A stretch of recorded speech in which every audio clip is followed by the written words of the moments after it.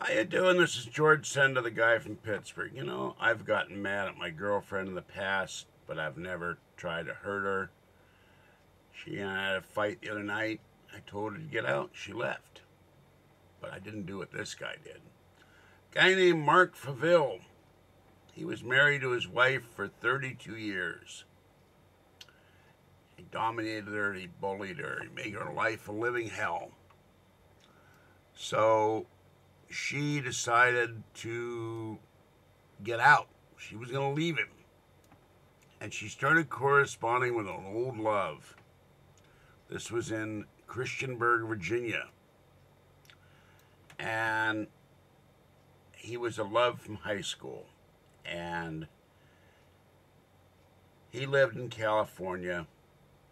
But unfortunately, Mark, the husband, knew about their plans. He grew suspicious, started to follow her everywhere. He didn't want his wife to leave him. In 2000, her online flame, Chris, called the police, said he hadn't heard the man was worried. She told Chris she was going to visit Mark. Their marriage was over. Where was she? So,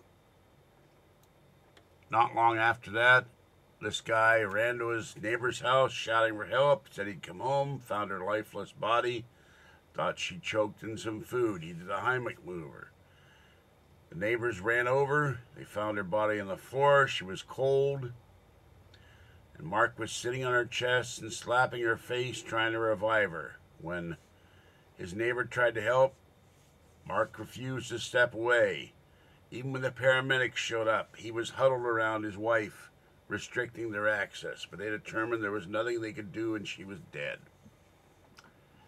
After she died, police discovered her diary at her home. I'm in love for the first time in 33 years. I feel compelled to check my mail. I'm having the time of my life. Even his children feared their father may have played a part in her death. They'd seen his obsessive behavior toward her. She had died as she was about to break free. An autopsy said she choked on food, a piece of chicken, because someone found her stomach. Her death was deemed accidental. Relations between his children and him grew strained. Mark wanted Anne buried while her children wanted her cremated, which is Anne's wish. Mark changed his mind when police brought him in for questioning and Anne was cremated. The case was closed.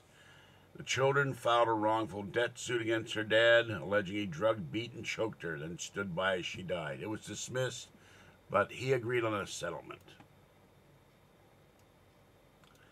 Mark walked away free. It took 12 years before the case was reopened and a new autopsy was ordered, done through a re-examination of the paperwork, pictures, and evidence. This time, the medical examiner said Anne had been suffocated in a homicidal manner. There was bruising to her arms, pelvic area, head, face, and chest, as well as lacerations on their face. I wonder why they didn't notice this in the first place when they took the pictures and did the autopsy.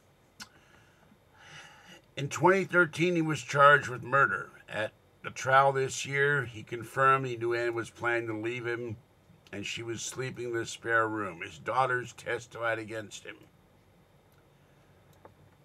After her death, Mark had written lists and letters. One read, "After the toxicology report, they will have all they need. They will come to get me." Chris spoke about how he'd known Anne in high school. They'd gone their separate ways when he joined the military. He still loved her. He said in the courtroom the flame had never extinguished.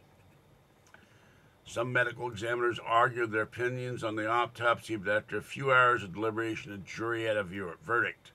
He was found guilty of voluntary manslaughter, and the family cried. But there was a final twist. As he was led away, court officials were heard yelling, "Drop it, drop it."